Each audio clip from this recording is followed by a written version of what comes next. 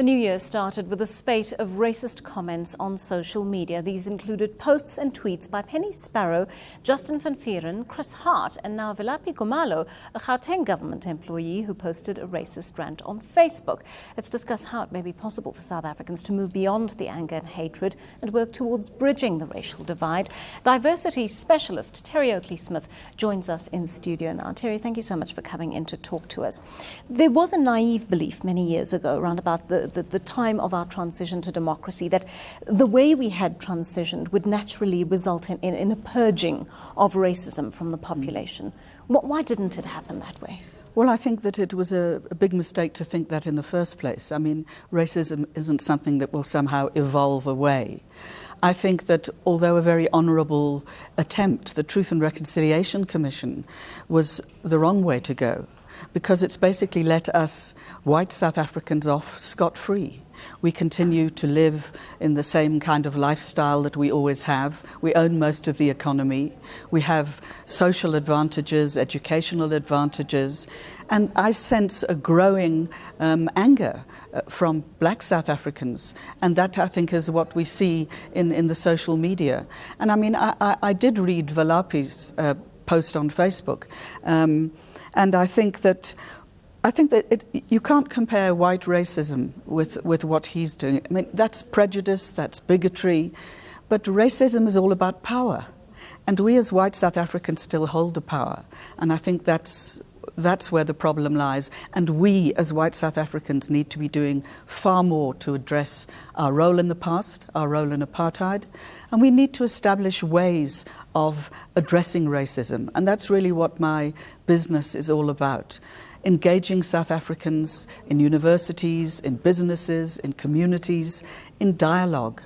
Actually, South Africans don't know each other, Joanne. I mean, it's ridiculous that in this day and age, you know, we just don't have same status contact with one another. And so there's a need. Yes. Sorry to come in there. We also don't seem to be confident enough to take each other into our social spaces and our intimate spaces, do we? We don't really mix well outside of work Absolutely. spaces, I mean, I think it's very, very rare. And I mean, that's where the dirty little secrets of white South Africans come out. Because if I'm in the hairdresser, or if I'm in the coffee shop, or in a shop at all, you hear oh, did you see what these people did? And, you know, people feel comfortable to be racist in front of me because I'm white. So I think a very important thing for us to do as whites is not to collude, but to actually call out when that kind of thing happens and say, what you said was racist, and you don't speak for me, and you're not improving South Africa by making those kind of comments. But it takes courage to have those conversations. I mean, how do we even begin to have those conversations, speak freely about race, which is such a sensitive issue? You know, it's so interesting, Joanne, because in my work, which is about dialoguing, we talk about difference of various kinds, though race is obviously predominant. But it's the thing that white South Africans find the hardest to talk about.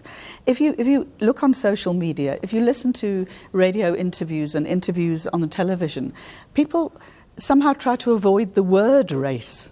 Yeah. You know, they'll talk about culture and as a sort of pseudonym, because somehow race is too difficult to talk about. And also for white South Africans, you know, to be accused of being racist is, you know, my God, it's almost like the worst thing you can do. And yet, if we don't talk about it, if we don't acknowledge, I mean, there's been no real work done around racism. You know, it needs to be happening in businesses. There needs to be policies around racism in schools, in universities, in communities. I even think in churches. Wherever South Africans get together with their differences, whatever those differences are, but especially of their racial differences, we need to be fostering dialogue. And we need to have white people who are brave enough to say to their other white friends and family even, I'm not prepared to go along with that. That's racist. Terry, there's been talk of legally prosecuting individuals who are guilty of racist speech. How constructive would that be? Well, I think it would be one of the important things that we need to do, because at the moment people get away with making racist comments. And, you know, as a white person, it's very difficult for me to understand that pain, but I need to be made aware of the pain. So I think there needs to be a multi-pronged approach. There needs to be legal redress. There also needs to be educational redress, and that needs to be happening, as I've said, in businesses, which is the place where people do have an opportunity to get together. I mean, even walking through the studios this morning, you see Diversi-T here. So that would be one place where one can have these kind of honest dialogues. And then, yeah, obviously schools, so that we educate our children. We can't just leave it to them and assume that because they're in a Model C school, they don't see race, which is what parents would so like to believe. And it's such a fallacy.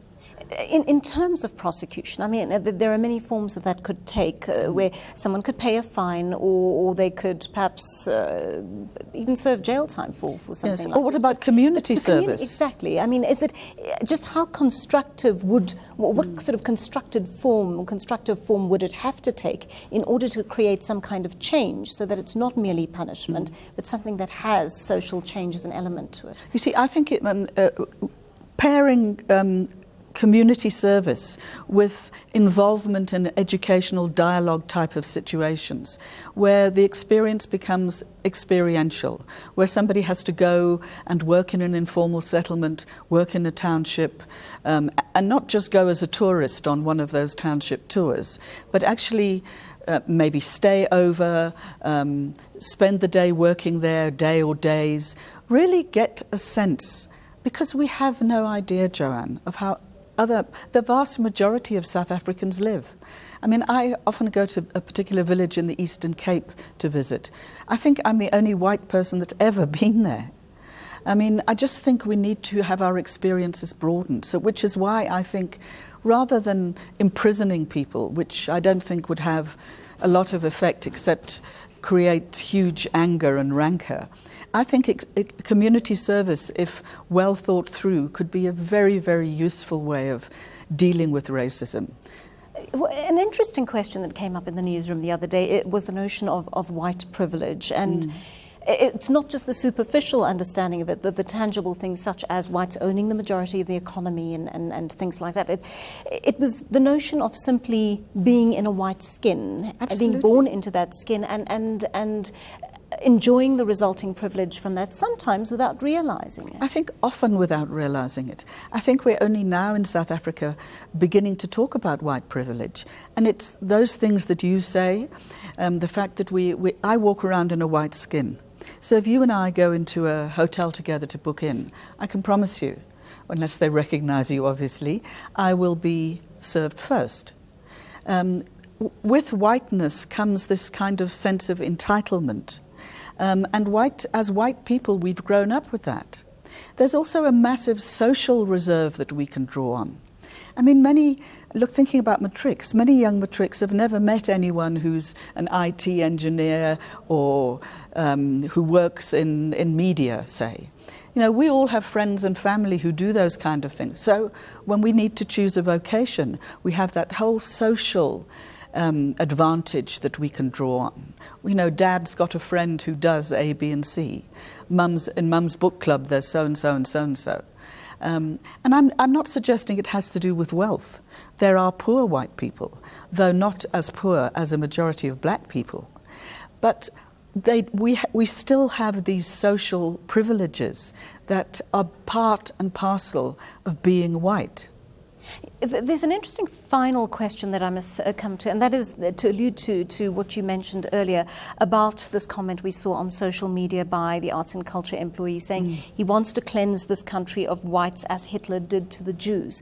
That is similarly going to cause a great deal of hurt today among the Jewish community, among various white South Africans who saw that comment as well. But you made it a point of saying that was not a racist comment, and well, I think, do we need to acknowledge that racism can be a two-way thing, that it can, whether it's from a racial point of view or from a class point of view, whatever it is, that it can cause equal hate among the races. There can certainly be prejudice, and that what he said was hugely bigoted, prejudicial, and desperately unhelpful. But he speaks from a place of powerlessness. He's a young black guy. He doesn't have the privilege that I have, that Penny Flower has when she made her remarks. It's a different thing. And I think that racial prejudice, and Biko said that, in fact, is essentially to do with power relations. Obviously, it's a colour thing, but it's the people that have the power that can be racist. Valape was extremely bigoted, prejudicial, and I think highly ignorant in what he said. But I wouldn't say that was black on white racism. Is racism something that is specifically engaged against people of colour by white people? Is racism by its nature a white phenomenon only? You know, there are a lot of different views on this, and I can only talk about my own opinion, but especially in South Africa because of our history and because of the fact that we've never grappled with racism in any serious way. It still, for me, remains something that white people perpetuate against black people. And by black, I mean African, coloured and Indian, obviously. Terry, in this moment, there's this tangible surge in the country of anger, of bitterness between races that has come up in the last few months. If there were an intervention that could be made at this point, just to stem it and prevent it from getting any worse at this point, what do you think that kind of intervention would be? I think there would have to be a multiplicity of interventions. I think there would need to be some serious thought given to legal the legal implications of people acting in a racist way, which people do, or being racist, whether it's intentional or unintentional. It can be unintentional. It's still racism. Then I think that I'd like to see every university, every business in South Africa develop a policy on racism, educate all their employees in a very thorough way, taking them through the experience that I spoke about of actually seeing how other people live, and taking this very rewarding people that do that kind of thing in companies. In schools, I think as well, we're coming into a new school year. Do we ever address race in our syllabuses in a serious way? Do we make our children aware of it? Or do we still go around blindly saying, oh, well, my child doesn't even see colour? It's a very important... We need to see colour and we need to deal with race. Thank you so much for talking to us, Terry. Lovely having Thanks, you with us. Diversity specialist, Teresa Oakley-Smith.